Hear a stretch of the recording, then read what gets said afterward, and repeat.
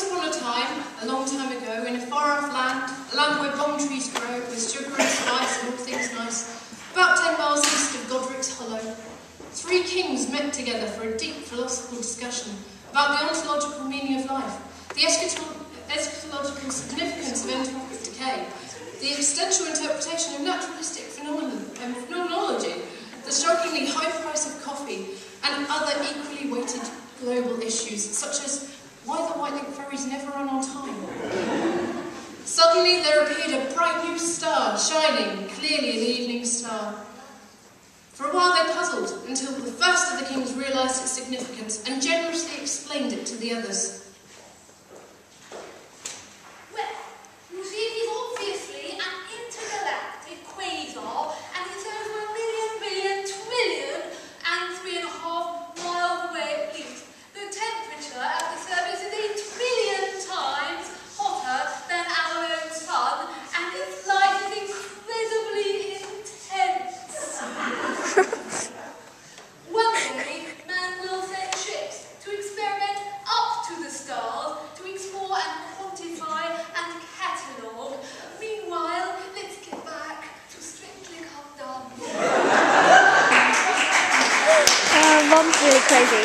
The other 2 kings pondered on this. It was all very well knowing what it was, but did this new star signify anything?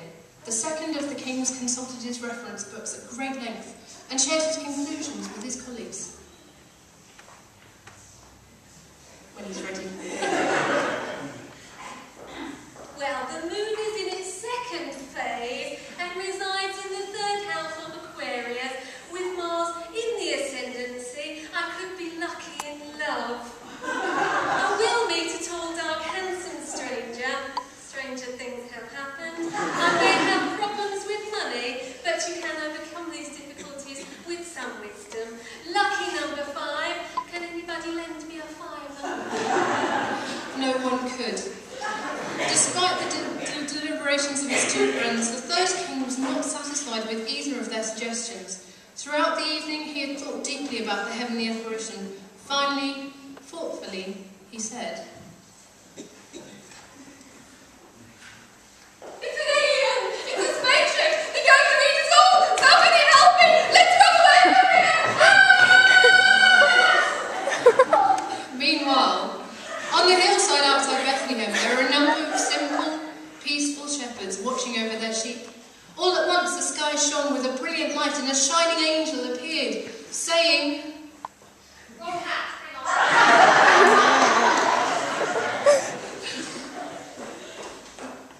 Fear not, for I bring great tidings of joy. Unto you this day in the city of David is born a Saviour, which is Christ the Lord, and you shall find the baby wrapped in swaddling and lying in a manger. The shepherds were startled, amazed and dumbfounded. In fact, they were flabbergasted too. Their ghasts had never been so flabbered. They had never seen anything like it. It wasn't long before one of them made up his mind what to do. I must be going crazy. I'm completely flipped. I thought I saw an angel. If I say anything to the other, they'll think I'm completely bonkers and they'll have a straight jacket, can't they? Oh, well, you can have me carted off. I'll just pretend I didn't see anything. That's a nice evening, isn't it? Of course, they couldn't all deny what they'd seen, and one of the other shepherds soon realised what was going on. A little bit later than that. Did you see that shimmering light? I reckon it was something weird. A ghost or maybe a spook. A ghoulie or a ghostie. A long-legged beastie. One of those giant spiders. Oh, I'm not all right at all. I should be at home tucked up in bed. It's Christmas, you know, and Santa's coming and I don't want to be on the naughty list. I'm off. But the 3rd shepherd did not believe in witches, or in spooks, nor things that go bump in the night. He did not scare so easily. Well, not much. It's a UFO! It's probably full of little green men! They're all going to eat us! They're going to have my intestines like spaghetti with some fava beans and a nice pot of Chianti. I'm off! What if it had happened something like that? What if the kings had rationalised it all and explained away the star as simply some kind of mundane phenomenon? instead of coming to worship the baby Jesus? What if the shepherds had thought it best not to get involved, to stay away, instead of humbly seeking out the Son of God? What if...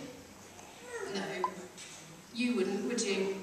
What if you turned down the invitation to come to Jesus?